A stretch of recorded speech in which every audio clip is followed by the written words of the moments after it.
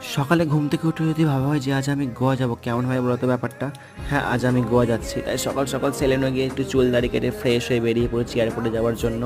তো সকাল 11:50 ছিল আমার ফ্লাইট ইন্ডিগো এয়ারলাইন্সে, এবং আমার ভাইরে এবং আমার বাবা আমাকে তুলতে যাচ্ছিলো এয়ারপোর্টে যাওয়ার জন্য। তো যাওয়ার সময় দেখলাম এখানে দক্ষিণেশ্বরে মায়ের মন্দির।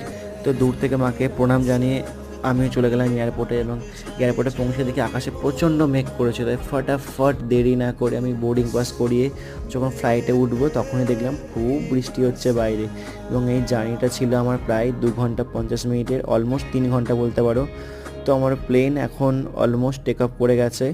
তো প্রত্যেকটা মিডল ক্লাস ফ্যামিলির একটা স্বপ্ন থাকে যে আমরা ফ্লাইটে চড়বো। তো আমি যেহেতু আগেও ইন্টারন্যাশনাল ফ্লাইটে চেপেছি, তো সেহেতু আমার অতটা ইন্টারেস্ট লাগেনি। 3 ঘন্টা জার্নি প্রায় বোরিং লাগছিলো, এবং আমি 3 ঘন্টা কাটিয়ে অলমোস্ট এখন গোয়াতে ল্যান্ড করে গেছি। এবং আমি গোয়াতে কেন আসলাম সেটা আমি পরের ভিডিও তোমাদের ঘরে জানাবো। চলো টাটা বাই।